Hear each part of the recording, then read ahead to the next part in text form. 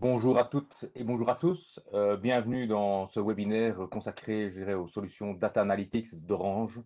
Nous avons le plaisir aujourd'hui d'accueillir différents intervenants. Je présenterai d'abord Élise de Rep, qui vient donc de la cellule promotion et produits de l'Office de tourisme de la ville de Liège.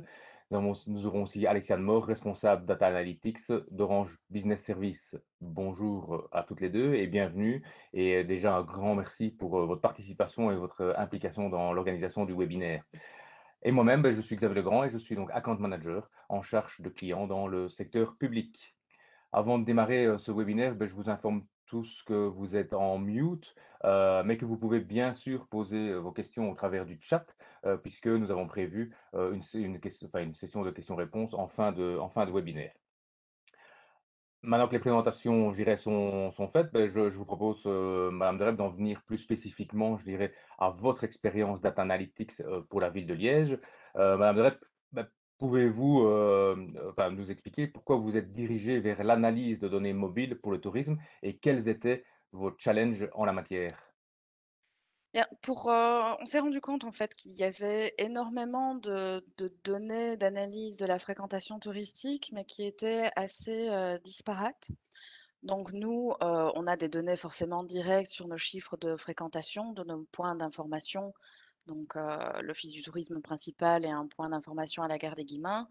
On a bien sûr, après coup de fil et collation de toutes les données, les fréquentations des différentes attractions touristiques, mais avec une certaine variabilité puisque toutes ne sont pas équipées de la même façon entre les billetteries en ligne qui comptabilisent très précisément le nombre de visiteurs et souvent même leur origine géographique, et des plus petites attractions où la vente de billets en carton se fait sur le coin du comptable. Les statistiques ne sont pas les mêmes. On a bien sûr les statistiques de fréquentation des hôtels qui nous sont fournies par le Commissariat général au tourisme. Mais donc dans ce spectre assez large, il y avait quand même un grand manque, à savoir la comptabilité de tous ces touristes qui viennent à Liège, mais sans forcément passer par nous, sans forcément aller au musée et sans forcément dormir. Et il y en a beaucoup qui viennent fréquenter la ville, qui viennent la découvrir pour ses aspects patrimoniaux purs, donc les bâtiments publics, l'architecture ou l'ambiance liégeoise simplement, le plaisir de venir faire du shopping et de venir boire un verre ou manger un bout en terrasse. Donc tout ça, ça fait partie du spectre touristique. Mais on n'avait pas les moyens de quantifier ça, à part des impressions récoltées de part et d'autre dans l'horeca ou simplement par ce qui restait finalement du bouche à oreille. Donc, on a cherché une solution pour pallier ce problème, et on a entendu parler de la possibilité d'analyser le trafic des téléphones portables, donc des connexions aux différents tours relais. Et donc, par ce biais, ben, on a fait un peu une étude de marché et on est tombé sur Orange pour Et, répondre à ce besoin voilà, de quantifier ces touristes d'un jour qui passaient un petit peu entre les mailles du filet de nos statistiques actuelles. et pourquoi avez-vous choisi de faire confiance justement à Orange pour vos études? Alors, ben, on a consulté bien sûr quelques prestataires, hein, comme d'habitude. Et alors, pourquoi Orange? Bah, parce que voilà, la manière dont les données sont collectées nous paraissait fiable. Elles étaient surtout conformes au nouveau RGPD, ce qui nous était forcément non seulement une obligation, mais qui nous tient à cœur aussi d'un point de vue éthique. Et puis surtout, vous avez un outil qui est la web plateforme d'analyse et de restitution des données, qui a été vraiment un point dominant dans l'attribution du marché, parce que on n'avait pas envie d'être tributaire d'un prestataire à chaque fois qu'on avait envie d'élargir notre champ d'études ou se poser une question précise par rapport à la fréquentation d'un événement, par rapport à une comparaison d'une plage de données. On voulait être totalement libre dans la manière dont on allait extraire la donnée, dont on allait l'analyser, poser les questions. Et donc voilà, il y avait un équilibre entre cette liberté via la web plateforme et la disponibilité aussi des équipes techniques quand on avait l'une ou l'autre question par rapport à cette analyse parce qu'au début, il faut s'y faire. Donc voilà, les équipes d'Orange étaient disponibles et donc maintenant, c'est une affaire qui roule. Donc c'est pour ces facteurs-là qu'on Le, a le choix. choisi Orange. Et donc le choix de travailler avec Orange s'est fait vraiment avant la crise sanitaire. Et pouvez-vous nous expliquer comment l'équipe vous a aidé peut-être à appréhender la crise sanitaire qu'on vit actuellement et surtout aussi comment elle vous aide à appréhender la reprise touristique? Et oui, parce que comme vous le dites, le marché a été fait, bien longtemps, hein. C'est un marché public, donc il y a un certain nombre de participants ainsi qui doivent savoir de quoi je parle. Ça prend du temps, et donc quand on a commencé à discuter de ça, on n'entendait pas encore du tout parler de la pandémie covid et donc on s'imaginait vraiment, comme je le disais, se faire une cartographie beaucoup plus réelle du tourisme, d'un jour, sur Liège et on pensait, voilà, établir une saison, touristique, globale avec, nos hautes et basses saisons traditionnelles, avec, nos pics de fréquentation qu'on s'attendait à avoir sur, certains grands événements, qu'on a par saison, que ce soit un festival de musique le 15 août, les fêtes de Wallonie, enfin bref, on a toute une série d'événements, la nocturne des coteaux de la Citadelle et donc on comptait sur l'étude d'Orange pour, affiner nos chiffres et notre perception de notre potentiel touristique et puis, bah, voilà, il y a eu la crise comme vous le dites et donc d'abord on a un petit peu pesté parce qu'on s'est dit: «Bon, bah, voilà, notre étude commence vraiment au pire moment. On va avoir une ligne, plate et ça va vraiment pas être intéressant» et puis assez vite, on a changé notre manière de voir les choses parce que l'outil s'est avéré, assez intéressant pour, identifier les différentes phases de confinement. Bon ça, tout le monde peut deviner l'impact que ça a, mais surtout de mesurer les mesures du déconfinement. Comme c'est allé par paliers, on a pu voir selon des tranches de date, ce qui influençait quelque part la reprise de l'activité touristique. Donc, voilà, ici j'avais choisi en illustration l'entièreté de l'année 2020. Comme ça, on voit un peu de quoi on parle. Ça commence avec un beau 1er janvier où on voit que le 31 décembre 2019, tout le monde était encore dans l'insouciance de tout ce qui se passait. Et puis normalement, après le 1er janvier, ben, on rentre vraiment dans la basse saison touristique à Liège. Donc il y a plus, il y a plus le village de Noël, il fait froid. On a encore, oui, certes, on a des expositions, on a les cafés à l'intérieur qui servent encore un peu de vin chaud, mais normalement, dans nos statistiques, en tout cas de fréquentation à la Louvian, site internet et tout ça, on a moins de monde. On a les pics de week-end qu'on identifie ici assez clairement sur le 1er trimestre, donc des semaines plutôt calmes et puis, vendredi, samedi, dimanche, des belles envolées qui correspondent vraiment, aux touristes. Donc ici, dans la segmentation, pour préciser, je n'ai vraiment pris que la segmentation donc touristes purs, il n'y a pas les excursionnistes, les résidents, c'est vraiment que les touristes et avec les exclusions des non-locaux aussi. Donc c'est vraiment les étrangers et les Belges qui viennent de régions en dehors de Liège. Et puis ben voilà, on voit l'année qui s'est écoulée avec patatras le mois de mars et tout qui s'effondre petit à petit à partir du 18. Et puis après, des différentes remontées et descentes qu'on peut peut-être analyser un peu plus finement dans les 2 graphiques que j'ai sélectionnés et qui viennent par après, où là, on peut voir un petit peu, on peut comparer une phase de déconfinement et une phase de reconfinement, malheureusement. Donc ici, on voit en mai, donc début mai, il y avait que les commerces qui étaient rouverts. Ils ont rouvert, c'est eux qui ont rouvert le 1er, le 6 mai. Et donc on voyait déjà dans la courbe une petite remontée grâce à ça. Et puis sur la fin du mois de mai, on a un premier petit pic qui s'est amorcé avant le déconfinement total, c'est la réouverture des musées, qui a coïncidé à Liège avec la réouverture de 2 grandes expositions qui étaient Hyperréalisme Sculpture à la Bovry et l'exposition Toutankhamon à la Gare des Guillemins. Et donc on voit ici à la fin du mois de mai que ces 2 activités, donc commerce et réouverture des musées, ont donné, en plus du patrimoine liégeois et des balades qui étaient restées actives pendant le confinement, Voilà, ça a donné un petit coup de fouet à l'attractivité touristique et à la fréquentation. Et puis alors après, ben, on voit par contre l'impact beaucoup plus important, euh, certes de l'été des vacances scolaires, mais aussi la reprise de l'Horeca le 8 juin, la réouverture des... Là, ça s'était fait tout d'un coup, intérieur-extérieur des cafés et restaurants. Et on repart dans ce cycle qu'on pouvait voir au premier trimestre de semaines à attractivité touristique conséquente parce que c'est l'été, mais avec à nouveau ces pics de week-end qui se poursuivent, surtout l'été, si ce n'est, on ne le voit plus ici, mais on le voyait sur la page précédente, au mois d'août, où on a des dents qui sont un petit peu plus importantes vers le bas, et ce sont les périodes qui correspondent aux canicules. Donc il y a vraiment moyen, avec l'outil et le paramétrage par date et par période, d'analyser assez précisément les tendances touristiques, puisque moi je considère que c'est le plus important au-delà du chiffre pur, la tendance touristique et telle qu'elle se dessine au fur et à mesure des saisons et des événements, et les choses, c'est le plus important pour moi à analyser.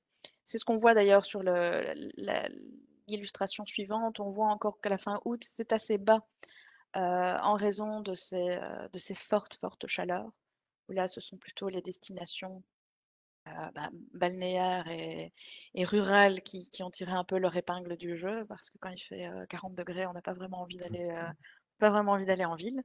On n'a pas de piscine en plein air, on peut pas aller sur la Meuse.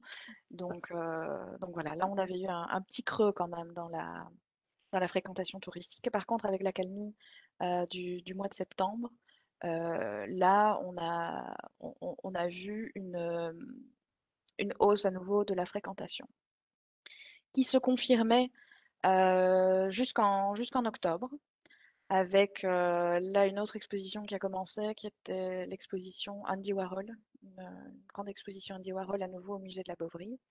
Mais malheureusement, 19 octobre, ben, café, restaurant referment et petit à petit tout referme. Les musées, heureusement, n'ont fermé que quelques jours durant cette période. Ils ont fermé 2 semaines au mois de novembre. Et donc, on a réussi à maintenir quand même le cap touristique grâce au musée. Mais l'Horeca et puis petit à petit la fermeture des commerces ont quand même marqué un coup d'arrêt sur la fréquentation touristique. C'était plus marqué sur certaines populations que d'autres. On a remarqué par exemple que nos voisins néerlandophones continuaient à venir malgré la fermeture de l'Horeca. Ça ne les dérangeait pas de venir avec leur pique-nique ou de prendre un sandwich à emporter et continuer à profiter des expositions. Par contre, on a vraiment une chute forcément des touristes venant de l'étranger, parce qu'il y avait quand même des restrictions de voyage qui étaient quand même difficiles à contourner. Et alors, bizarrement, les Wallons, alors qu'ils venaient de moins loin, bah, le fait qu'il n'y ait pas la terrasse et le restaurant, je n'en tire aucune conclusion, venait un petit peu moins. Venait un petit peu moins. Bon, on en avait quand même dans les musées, mais cet aspect je vais dire, un peu plus latin de la ville de Liège, du farniente en terrasse et de l'ambiance liégeoise qu'on essaye de vendre en tout cas, et que nous on apprécie. Voilà, ça a vraiment manqué sur cette fête de fin d'année. Et puis bien sûr, bah, il n'y avait pas le village de Noël qui normalement cette saison d'hiver, donc de fin novembre au 1er janvier qu'on voyait tout à l'heure, c'est notre deuxième grosse saison avec, avec le village de Noël. Donc voilà, on a des tendances, on a pu tirer des analyses, si pas des conclusions fermes par rapport à l'attrait et à la complémentarité surtout de l'ensemble de l'offre touristique. Il nous faut vraiment le tout pour que l'attractivité touristique de Liège soit à son paroxysme. Et on n'a pas eu une seule période de 2020, malheureusement, où ça, bah si, en septembre, en fait, là où on voit les bons chiffres, juillet et septembre, c'était vraiment notre haute saison. Ok. Mais même en haute saison, les restrictions de voyage étaient telles que la haute saison 2020 est comparable à la basse saison pré-Covid. Donc il y a quand même Mhm. eu un impact très très fort de la crise sur nos activités. On s'en doutait, là on en a la preuve. Mais il y a aussi voilà, des signes d'encouragement avec l'Horeca, avec les musées, avec la poursuite de la modernisation de la ville. Il y a, on sait que 2021 s'annonce sous un meilleur jour et voilà. Et Orange nous le confirmera, je l'espère, de livraison en livraison de nos statistiques. Ben justement, je pense que fin 2020, ben vous avez décidé de renouveler la collaboration avec Orange pour, et d'étendre l'étude sur 2021. Quelles étaient vos attentes et qu'attendez-vous justement des résultats 2021? Ouais, qu'est-ce qu'on attend des résultats de 2021? C'est une envolée, lyrique, burlesque, rocambolesque. On veut voir les courbes s'envoler. Et alors mais et ce qu'on attendait d'Orange en particulier, bon, bah, dès le début, heu, on on espérait pouvoir, renouveler le contrat d'année en année et de chaque année pouvoir, débloquer les budgets nécessaires. Parce que cette analyse, elle est intéressante pour une année singulière, comme on le voit ici, une année très particulière et une année type aurait permis déjà de tirer pas mal d'enseignements. Mais c'est la comparaison des résultats d'année en année, qui nous paraît évidemment le plus intéressant pour pouvoir mesurer l'impact des campagnes de promotion qu'on peut faire dans tel ou tel pays, mesurer l'impact de promotion d'un événement, par exemple. C'est ce qu'on attendait de l'étude, j'en parlais tout à l'heure, des événements. On a une certaine notion d'attraction touristique d'un événement ou l'autre, mais c'est difficile à vérifier. Je vais prendre un exemple, tout fait, le les fêtes du 15 août, par exemple, qui drainent énormément de monde à Liège, mais comme il n'y a pas d'entrée, il y a pas il y a pas de billetterie, il y a pas de réservation. Il y en aura peut-être pour, les années après, mais jusqu'à présent, il y en avait pas. Donc on avait en statistique assez peu de choses. On avait les chiffres de la police, mais bon, c'est pas toujours les mêmes que ceux des manifestants et le nombre de verres de Péké vendus. Donc ce n'est pas non plus quelque chose qui est très fiable. C'est sympathique, mais ce n'est pas très fiable et donc on n'avait pas de moyen de vérifier que cette fête intéressait, les touristes, venant d'Allemagne ou venant des Pays-Bas ou venant de Flandre. Et Orange aurait pu, cette année, nous montrer ça. Donc on espère que l'année prochaine, on va pouvoir faire cette analyse de l'événementiel, en plus de la comparaison à long terme d'une saison touristique par rapport à une autre et de la valeur des efforts de communication qu'on a fait. Et puis alors, bah, il y a le facteur Covid qui va encore, être déterminant l'année prochaine, voir comment, avec l'assouplissement des mesures sanitaires, on va pouvoir reprendre un petit peu le retour à la norme, du tourisme et donc ça c'est bien pour Liège et ce qu'on aimerait bien aussi, c'est de pouvoir se comparer à nous-mêmes d'année en année, mais ce serait aussi de se comparer à d'autres parce que on a le chauvinisme de penser qu'on est la meilleure ville de de Wallonie, de Belgique, voire du monde. Mais ça, c'est une liégeoise principautaire qui le dit. Mais on a aussi, on n'a pas la naïveté de penser que c'est vrai, vraiment. Et donc, si toutes les destinations touristiques, pouvaient avoir, ce genre de données, et les partager, pas tout, mais partiellement, voir si on se situe dans la bonne tendance, ne serait-ce que, voilà, hein, c'est une analyse de la région wallonne, voir si on est dans la tendance, si on a les mêmes saisons que les autres, si les événements, euh, un événement ailleurs, par exemple, a une importance sur Liège. Est-ce que le Grand Prix de Francorchamps a des répercussions sur Liège en dehors de la fréquentation hôtelière? Parce que ça, on sait que ça en a. Et donc voilà, c'est cette comparaison avec nous-mêmes, mais aussi par rapport à d'autres, heu, voilà, fait partie de nos espoirs pour l'avenir. Et comment comptez-vous intégrer un peu les résultats de ce genre d'études dans le pilotage stratégique de la ville de Liège? Alors, bah, forcément, ce sont des données ici qu'on partage, avec, d'autres départements que le département du tourisme. Donc il y a la direction stratégique justement, qui gère particulièrement la mobilité et aussi une partie de l'image de Liège à l'international, plus pour tout ce qui est, investissement, extérieur et tout le volet, économique pur, parce que le tourisme fait aussi bien sûr partie de l'économie. C'est aussi une valorisation de nos services et de notre métier, une valorisation du tourisme par rapport à l'économie liégeoise que je viens de citer. Montrer que voilà, tous ces gens qui viennent pour des événements, pour des expositions, ont leur importance pour l'économie liégeoise et donc c'est un domaine dans lequel il faut investir. Ça, c'est quelque chose qui est important pour nous et qui nous tient à cœur.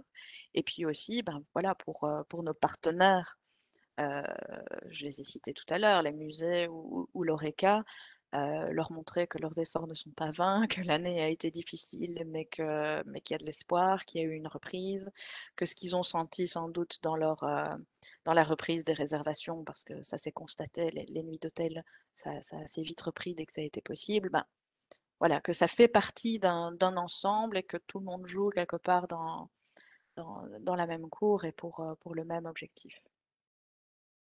Vous nous avez confié que vous souhaitiez, enfin, que d'autres villes embrayent dans cette démarche. Est-ce que vous avez d'autres souhaits, par rapport à l'usage de ce type d'études d'une manière plus globale?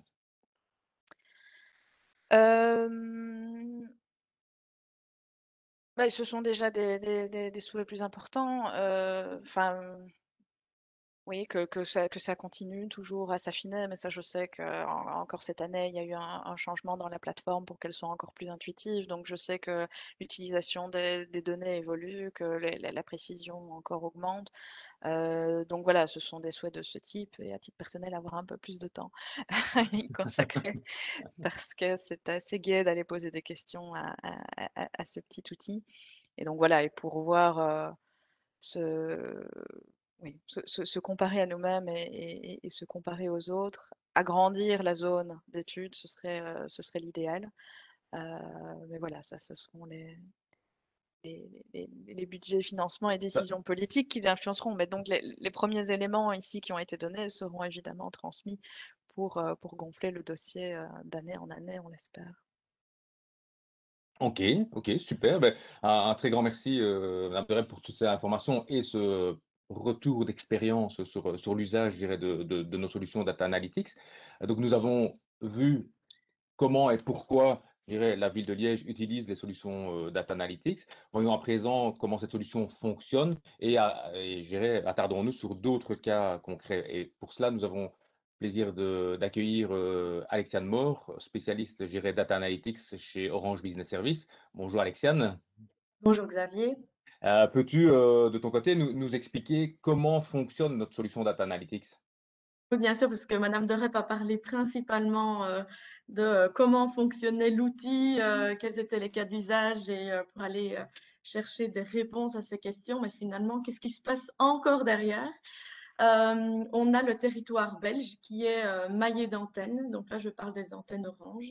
Et nos terminaux mobiles, donc les téléphones portables, se connectent aux antennes.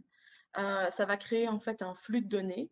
Ces données, elles sont anonymisées de manière irréversible parce que bien évidemment, on ne souhaite pas connaître que Alexiane Moore était présente à Bruxelles le 3 juin. Ces données, après, sont redressées à la population totale et sont transformées en indicateurs statistiques sur le comportement de mobilité de la population.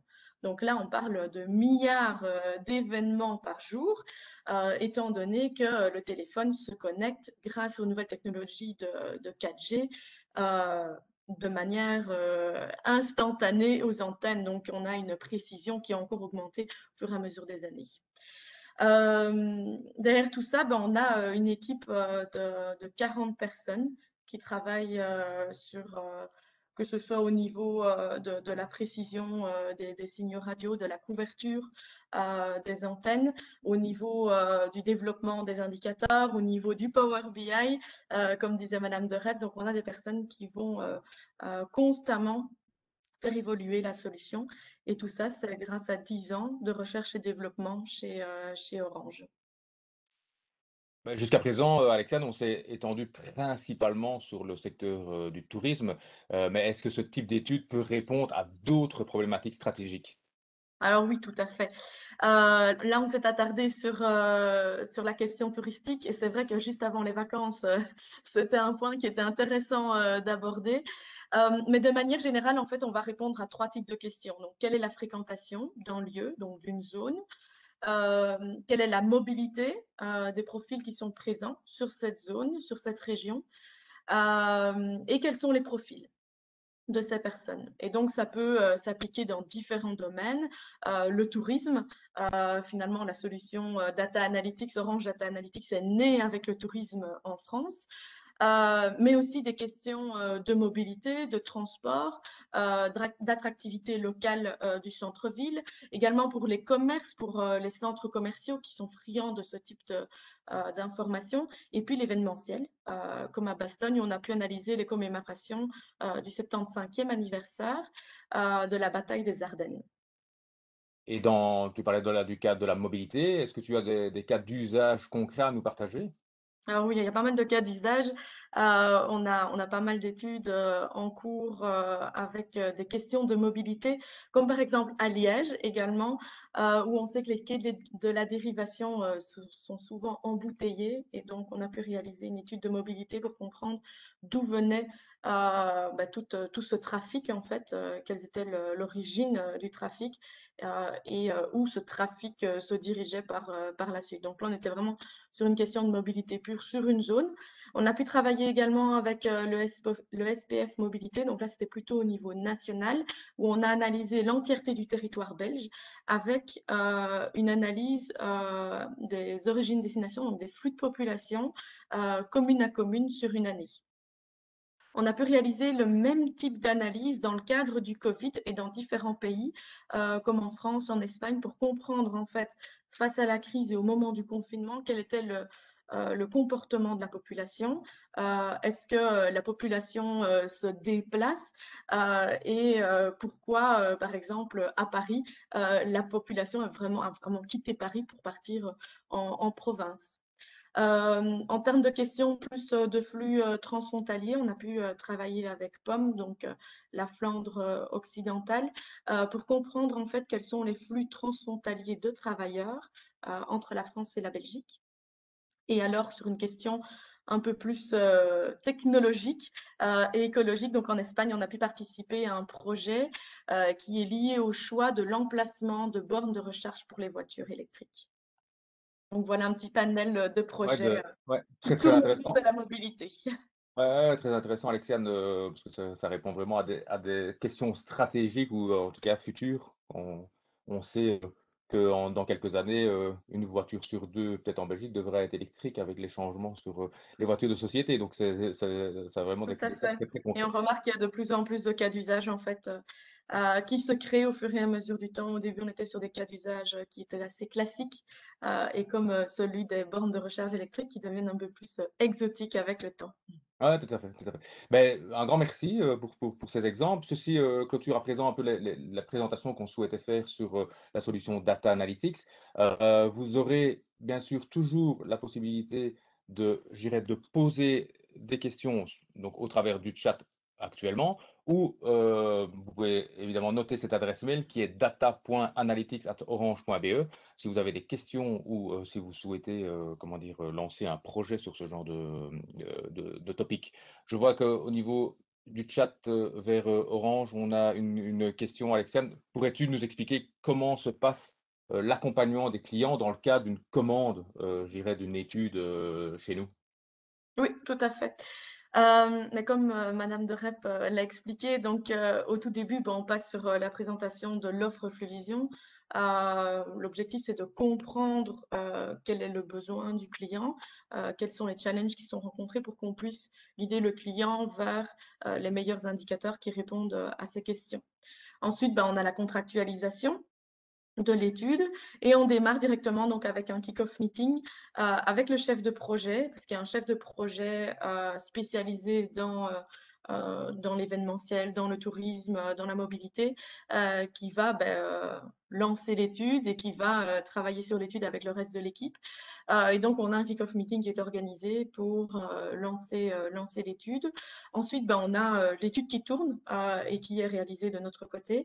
Et ensuite, on a une réunion de restitution avec une présentation des premiers résultats chez le client. Pour le moment, on le fait par vidéoconférence, mais sinon, on peut le faire chez le client. Et puis après, on a une assistance technique. Alors, soit on est sur des missions et des analyses qui sont très long terme. Donc, on remarque que comme pour la ville de Liège devient de plus en plus indépendante en termes de l'utilisation de l'outil, mais on est toujours disponible pour répondre aux questions qui sont présentes, ou alors simplement des études qui sont ponctuelles, qui se terminent, et puis 1 an, 2 ans plus tard, le client souhaite en fait aller rechercher des informations dans les résultats, dans les études, et on est toujours là en fait pour répondre aux questions. Ok.